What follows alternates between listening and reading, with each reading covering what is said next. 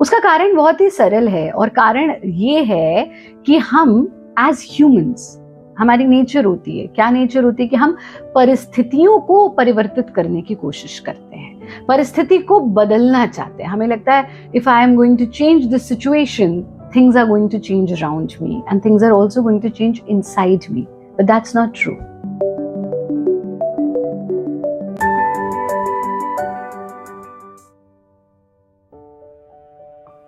परिस्थिति को बदलने के प्रयास में हम इतने तल्लीन हो जाते हैं कि हम स्वयं कब बदल जाते हैं हमें पता ही नहीं लगता। ये नहीं कह रहे हैं कि परिस्थिति को परिवर्तित करने की कोशिश मत करो, परिस्थिति को परिवर्तित हमें करने का प्रयास निरंतर करते रहना है, और यही योगी का गुण है। योगी वो नहीं है जो अच्छा चलो जैसा चल रहा है चलने दो, अच्छा चलो जैसा हो रहा है होने दो, हमको कोई फर्क नहीं पड़ता। नहीं, योगी तो आप इतिहास उठा करके देख लीजिए, योगी वो हैं जिन्होंने समाज को नई दिशा दी, योगी वो हैं जिन्होंने गिरते हुए समाज को उठाया है, योगी वो हैं जो नए रिवॉल्यूशंस लेकर के आए हैं। लेकिन परिस्थिति को परिवर्तित करने का प्रयास करो, परिवर्तित हो जाए बहुत अच्छा, पर यह ध्यान रखना कि परिस्थिति परिवर्तित करना भले ही तुम्हारे हाथ में हो या ना हो, लेकिन मनस्थिति परिवर्तित करना निश्चित रूप से तुम्हारे हाथ में है। हम सोचते हैं why this person is not changing according to me, we just want to rule everything and everyone। Relationships में भी देखो ना, कहाँ प्रॉब्लम आती है, ये व्यक्ति मेरे अनुसार नहीं काम कर रहा, ये व्यक्ति मेरे अनुसार नहीं चल रहा है।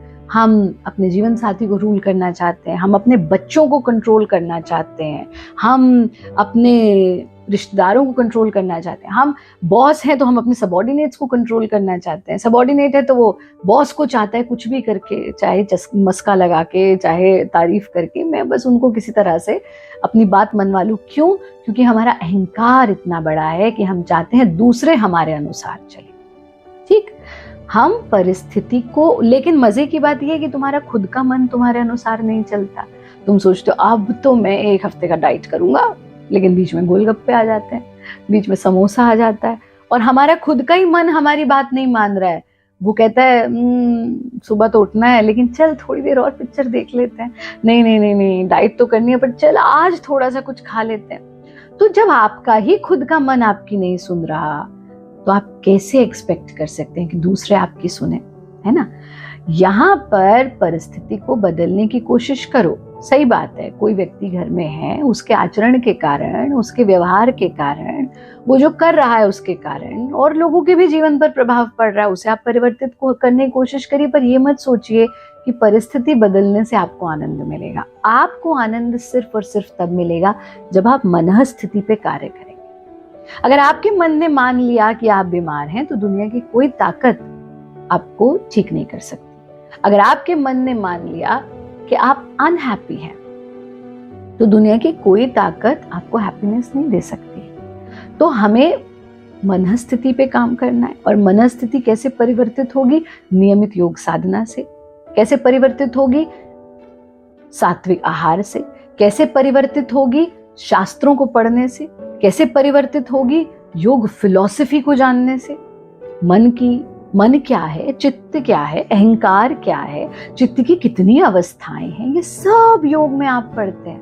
अभी हमारा जो इंस्ट्रक्टर कोर्स होता है 200 घंटे का, और हमको लगता है प्रत्येक व्यक्ति को 200 घंटे जितना योग का ज्ञान तो होना चाहिए। हम तो कहते हैं जीवन भर आप योग के क्षेत्र में ज्ञान अर्जित कीजिए, क्योंकि ये असीम है, अनलिमिटेड है। जिस तरह से एक गुत्थी सुलझती है ना, फिर नई खुलती है, फिर नई खुलती है, फिर नई खुलती है, ऐसे योग का विषय है कि जहां समझा अच्छा मैं कौन हूँ, अच्छा मेरे पंचकोश क्या है, अच्छा मेरे पंच प्राण क्या है, अच्छा मेरी ह्यूमन एनाटॉमी क्या है, अच्छा चित्त की अवस्थाएं क्या है, जीवन के पंच क्लेश क्या है, यम और नियम क्या है, कितना कुछ। लेकिन चलिए उतना भी नहीं तो कम से कम 200 घंटे जितना योग प्रशिक्षण प्रत्येक व्यक्ति को लेना चाहिए, क्योंकि ये आपके जीवन में एक बहुत बड़ा परिवर्तन कर देता है। और आप सीखते हैं कि परिस्थिति भले ना बदले, पर मनस्थिति बदल सकती है। नियमित योग साधना करें, ध्यान का नियमित रूप से अभ्यास करें, सेल्फ टॉक थेरेपी को अपनाएं। हमने पहले भी आपसे साझा किया सेल्फ टॉक थेरेपी क्या होती है। और सबसे महत्वपूर्ण चीज, अपनी एक दिनचर्या बनाइए एंड ऑब्जर्व योर थॉट्स। आप क्या सोच रहे हैं, आप क्या कर रहे हैं, observe your acts. Plan your day, which is very very important. If you don't plan your day, you will fail. हमारी कोई प्लानिंग ही नहीं है, हम तो बस उठे, हमारे पास कोई उद्देश्य ही नहीं है जीवन में। हम करना क्या चाहते हैं, आज का दिन क्या करने वाला हूं, कोई उद्देश्य नहीं है। बस हम खा रहे हैं, सो रहे हैं, उठ रहे हैं, टीवी देख लिया, थोड़ा सा आप लोगों की जनरेशन में मोबाइल पे स्क्रोलिंग कर ली, सोशल मीडिया देख लिया, बस उतने में जीवन खत्म।